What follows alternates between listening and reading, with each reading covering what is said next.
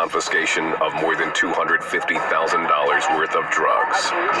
The Bandidos quickly figured out who had snitched and set a bounty for each officer. My partner and I took it seriously. We took it very seriously. The Bandidos, who insist they never target cops, eventually removed the price from their heads, but only after receiving proof that Officer Jones and his partner were policemen, not informants. Officer Jones still steers clear of the Bandidos. There's not too many places I go where there are Bandidos, but if they're there and I show up or they show up after I'm someplace, I leave. It's not worth the risk. Just the fact of wearing that patch carries a great deal of respect. That's somebody to be feared, somebody to be wary of. And they know that, and they feed off of that. They feed off of the fear of the public, and they like to intimidate.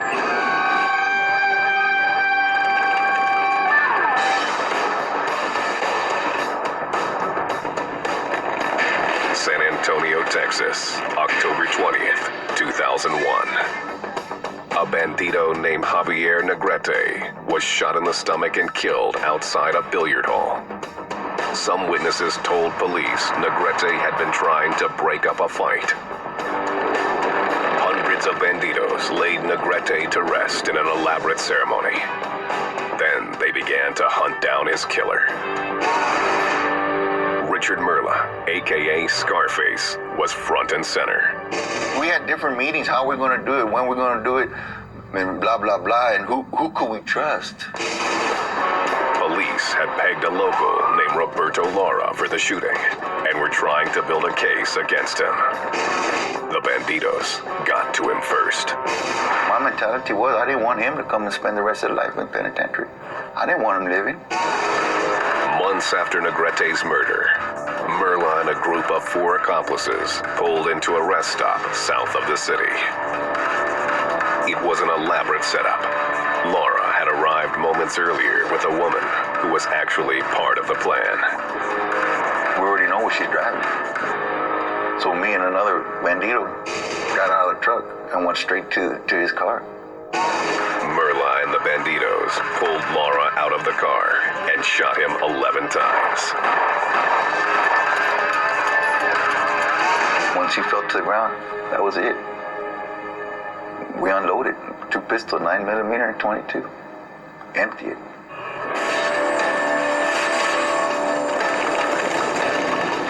The police didn't have enough evidence to make an arrest, and the Bandidos got what they wanted.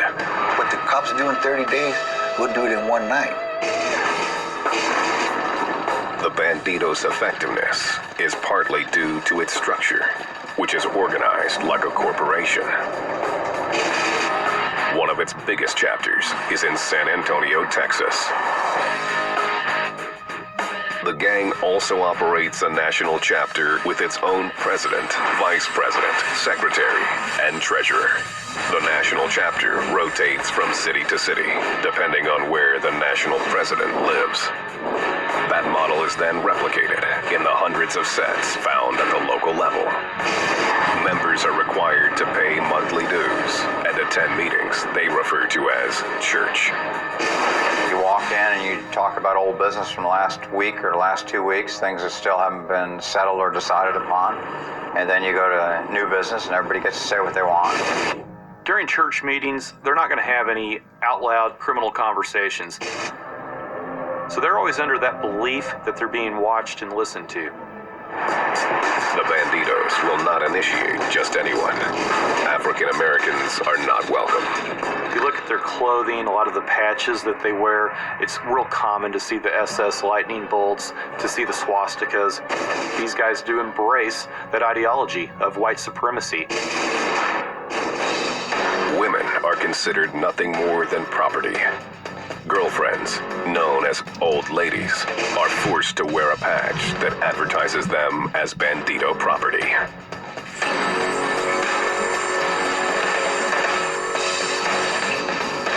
Bandidos put their women to work as prostitutes, exotic dancers, and drug distributors. If a so-called old lady resists or talks back, the Bandidos counter with force. Women get their teeth knocked out, they get their eyes blackened. It's common practice. and they look at it as, you know what? If things don't work out, something happens, there's a line of other women that are waiting to take her place. There's also a waiting list to join the Bandidos. Each chapter recruits trial members. It's kind of like a farm team that you would have in sports. You bring a person into that gang, you can kind of monitor them from afar, see how they're doing, see what kind of person they are, how they handle themselves. If a man is well liked, he'll be invited to become a prospect. They want the guy who's the street fighter. They want the guy that's the bar fighter. They want the guy who's got the reputation, the street creds, maybe he's been in prison 4 times, that they know hasn't cooperated with law enforcement, wouldn't cooperate with law enforcement, and will do their bidding. Prospects are on call 24/7 and must do things like pick up brothers who've broken down on the interstate. It's very similar to getting involved with a fraternity. You spend a year of your life doing menial tasks for all sorts of members, proving that you're worthy of wearing the patch. It's club first. Everything's about sacrifice, sacrifice, sacrifice. The club's first, your family, and then your job. For Merla, street name Scarface. No sacrifice was too large if it meant joining the gang. I was a very dedicated member, very dedicated. Really, it took a lot of time away from my family, but they understood this is what I wanted to be for the rest of my life, was a bandito. Once a prospect becomes a full member, he's allowed to show his gang affiliation by wearing the patch. The gang has several standard issue patches they wear on their vests. In addition to the 1%er, they might be seen sporting a number 13. The 13 is for the letter M. It's 13th letter in the alphabet. So it was for motorcycle. Other patches are marked with club mottos: God forgives, Bandidos don't, and BFFB.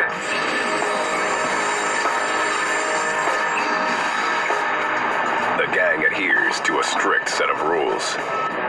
They must keep a running motorcycle, log thousands of miles riding, and go on mandatory annual road trips or runs.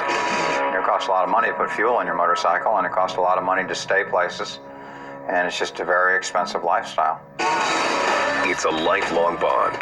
The men are there for all of each other's moments in life, but they reserve a special level of respect for the deaths of members. Outlaw motorcycle clubs take funerals seriously. The Bandidos are no exception. In the Bandito world, if you're within 500 miles of the location of a Bandito that dies, it's mandatory attendance for every Bandito within that 500-mile radius. They do those funerals for every Bandito, no matter if they die of old age, in a car accident, a motorcycle accident, or if they're gunned down. The funerals are complete with their own set of rituals. Bandito members are laid to rest with their patches. They are literally buried by their brothers, who take turns throwing dirt on the grave. The Bandito family love does have its limits. Lying, cheating, disobeying, or showing disrespect is all it takes to be excommunicated from the gang. It's a lesson that Richard Scarface Merla would learn the hard way when he murdered San Antonio's favorite son.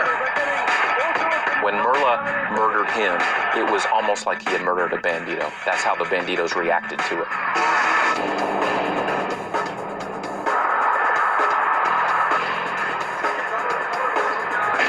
San Antonio, Texas, August 16th, 2004. A fight between Richard Scarface Merla and his friend, championship boxer Robert Quiroga, got out of control when Merla stabbed Quiroga nearly 15 times. Once I saw blood, that was it. There was no stopping me then. It took quite a while before we finally did go down. He tried to stagger out and get to his truck, which was out on the street. Merla fled the scene. It never occurred to him that this night would mark the beginning of his downfall. So after all that happened, I just got in my truck and took off.